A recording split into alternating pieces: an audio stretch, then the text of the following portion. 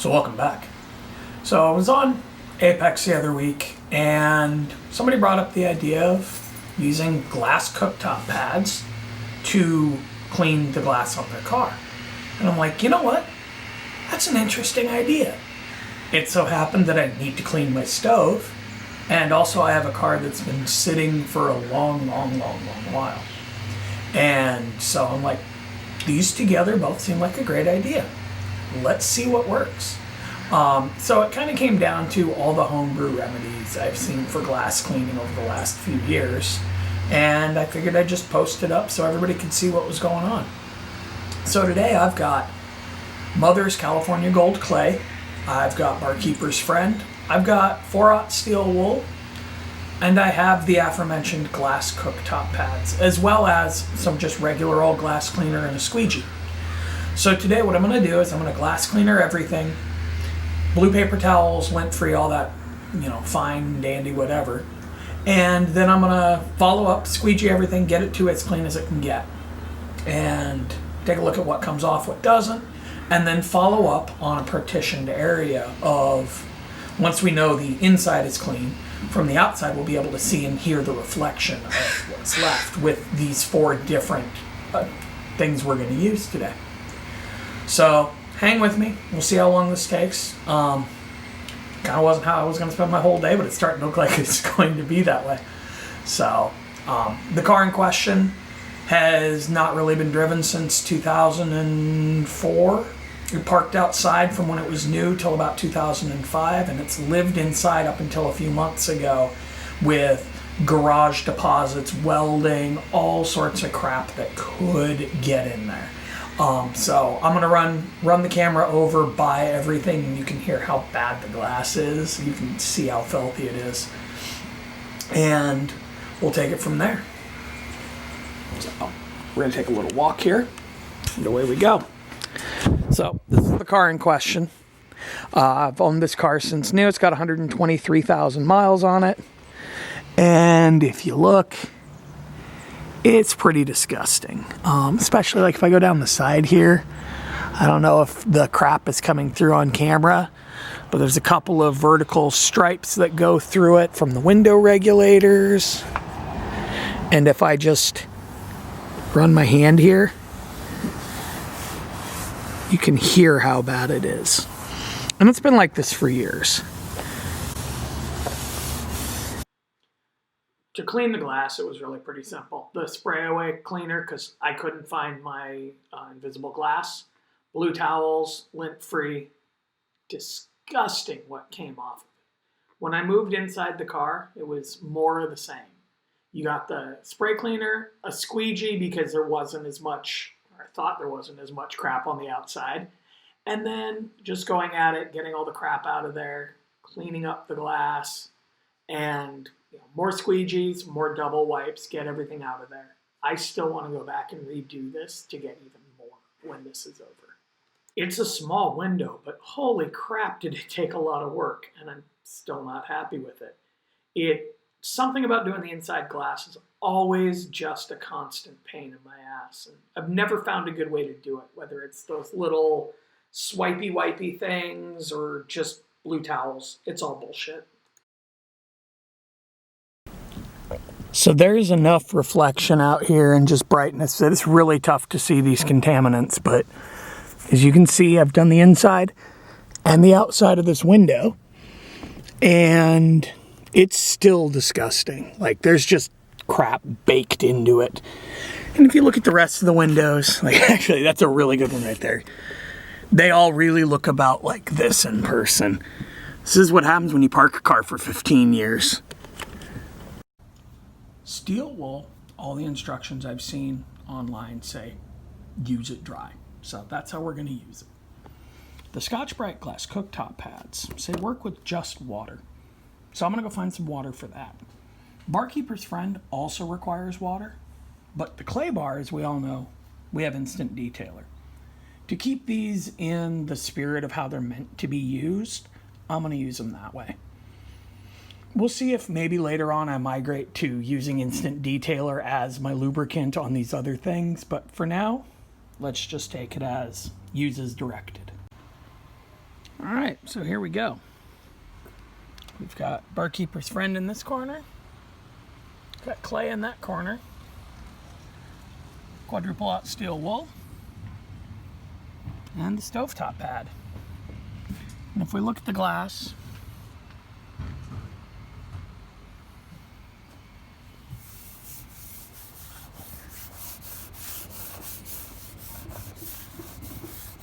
it still sounds like garbage.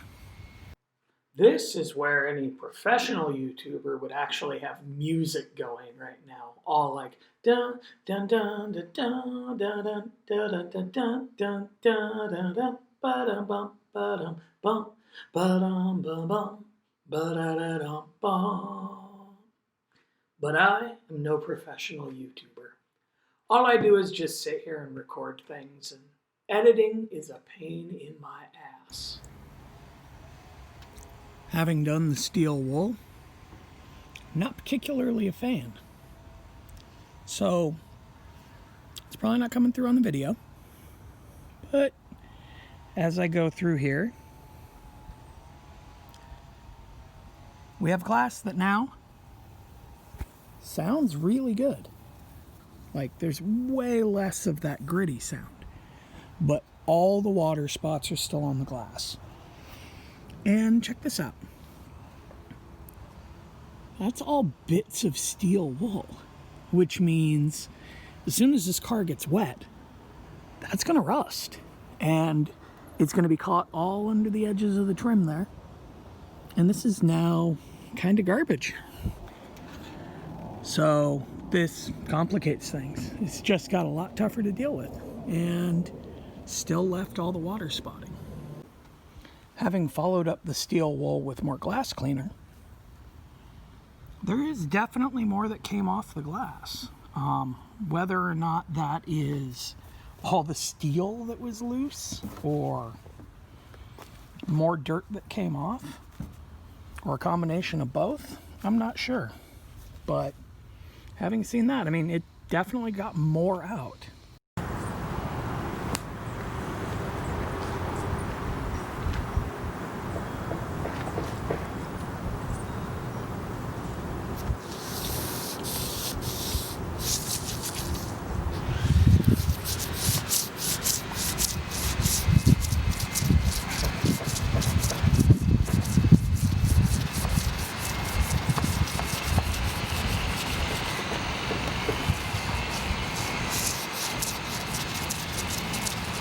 As we move into fast forward land, I just kind of wanted to take a moment and call out, holy crap, you could hear how loud and how aggressive that pad was on the window. Really, really not a friendly noise now that I hear it on video and post. Like, just, ugh.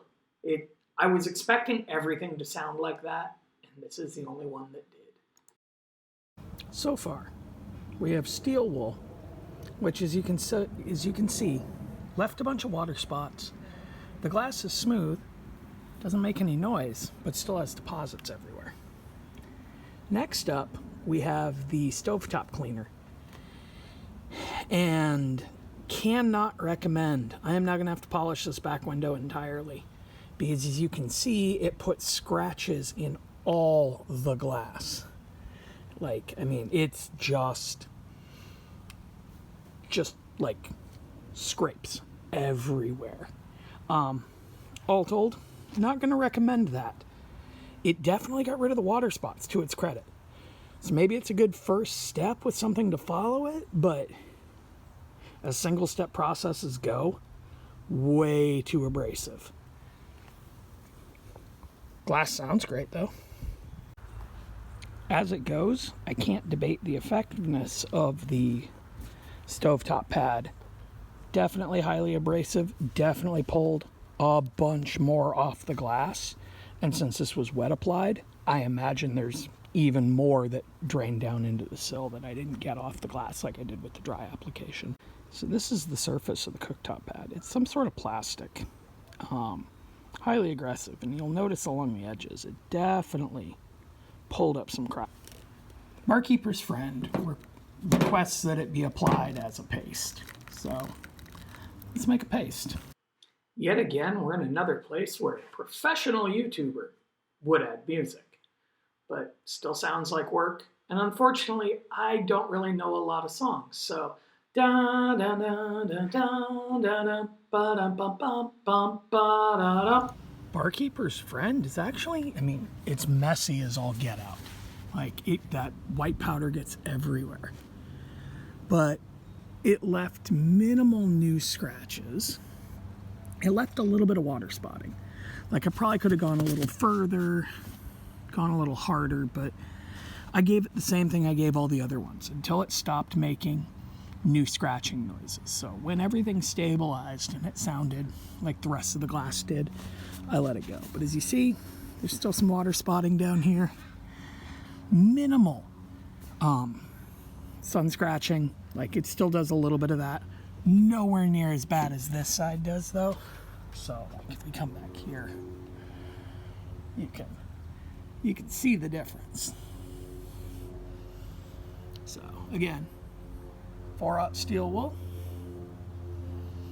stovetop pad, and now the Barkeeper's Friend. For a paste that went on white, Barkeeper's Friend seemed to have pulled out by far the most contaminants off this glass. It's crazy to me. At this point in the day, it was starting to get too warm. The quick detailer was baking off the glass, so I was having to throw a ton of it down. So this is what happens when you use clay for this. Not only is the little piece of brand new clay filthy, the towel's got some filth in it too. And I had to keep it even. I've been using an individual paper towel per quarter here. But here's what dripped down to the Barkeeper's Friend corner. There was still more in there. But yeah, as it goes, that was a whole lot of work to just learn that I should probably buy the product made for the job. And it turns out there's really no cheating. Makes me laugh. You can see the tape stripe. So if we start here, we are in 4/0 steel wool. We move down to, it's really tough to frame here. So 4/0 tape stripe, scrubbing pad, Barkeeper's Friend, more tape stripe, clay bar. It just works better. We've learned some lessons today, and I think the biggest lesson of all that I've learned is that good tools are expensive for a reason. Deciding that I could use cheap steel wool made a bigger mess. Deciding I could use cheap Barkeeper's Friend made a bigger mess. Deciding I could use less expensive, but still kind of expensive, stovetop pads made a mess. And at the end of the day, what I'm discovering is I'm going to have to follow up all that damage I did with clay bar anyway. So as it goes, it's been an interesting experiment, but it's taught me the same lesson I've learned on any number of occasions as I've gotten older. Buy once, cry once. Get the right tool for the job. It'll do it the way you expect it to be done, and then you can just get on with your day. Because, yeah, steel wool, I thought it was like, an old pro tip.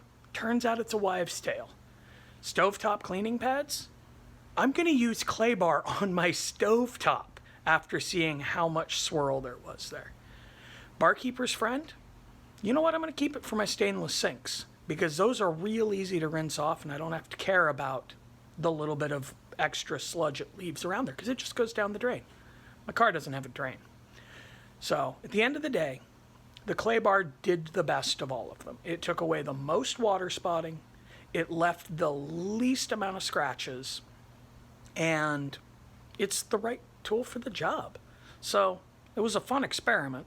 It's now actually too warm outside for me to undo the damage I did. So I got to wait for later tonight.